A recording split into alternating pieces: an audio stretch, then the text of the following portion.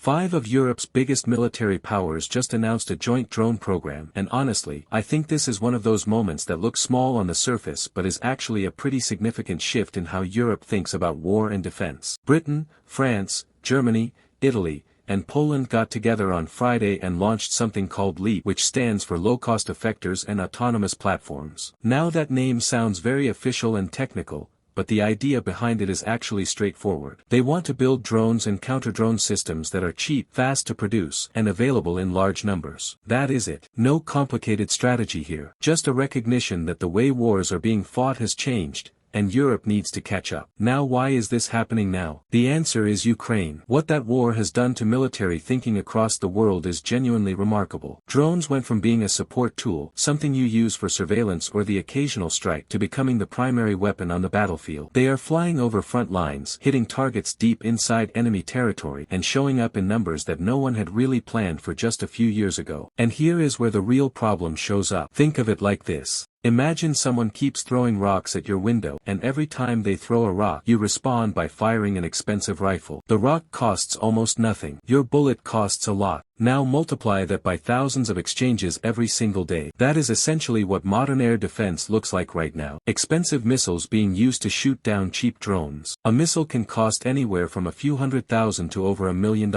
Some of these drones cost a few hundred. That equation is completely unsustainable, and every defense ministry in Europe knows it. So LEAP is the response to that problem. The German defense minister Boris Pistorius put it plainly. The goal is to rapidly and cheaply develop these systems and then produce them in large numbers. And they are not talking about doing this over the next decade. Each of the 5 countries has already committed multi-million-dollar funding, and the target is to have components in production within 12 months. That is an aggressive timeline by defense industry standards. Usually these programs take years just to get out of the planning phase. But here is what I think is the more interesting part of this story, and it is something that did not get as much attention. These 5 ministers also talked about moving toward what they called a more European NATO. Now that phrase is doing a lot of work. What it really means is that Europe wants to take more responsibility for its own security rather than leaning so heavily on the United States. This conversation has been going on inside NATO for decades, but it has never been more urgent than right now. At last year's summit in The Hague, NATO members agreed to push defense spending up to 5% of GDP. That is a massive jump from the old 2% target, and it came under significant pressure from Washington. Europe is now being asked, sometimes quite bluntly, to stop relying on American military guarantees the way it has since the end of World War II. Poland is the clearest example of a country that has already internalized this. It sits on NATO's eastern flank, sharing borders with Russia and with Belarus, which at this point functions almost like a Russian military staging ground. Warsaw spent 4.48% of its GDP on defense last year. That is the highest share in the entire alliance. Poland is not waiting to be convinced. It already sees the threat next door every single day. In my view, what Friday's announcement really signals is that Europe is moving, slowly but genuinely, away from the post-Cold War assumption that someone else will handle security on the continent. Whether LEAP actually delivers in 12 months is a separate question, and defense procurement promises have a long history of slipping. But the political signal being sent here is real. 5 major European powers, coordinating openly, putting money on the table, and setting a deadline. That is different from the usual pledges that go nowhere. What happens next depends a lot on whether the industrial side can keep up with the political ambition. Building cheap drones at scale sounds simple, but manufacturing supply chains, software development, and interoperability between 5 different militaries all add layers of complexity. Ukraine itself has shown that getting drone production right is genuinely hard, even for a country that has been doing it under wartime pressure for 3 years. Europe will be doing this in peacetime, which removes urgency, but also removes some of the chaos. Whether that balance works in their favor, we will find out sooner than most people expect.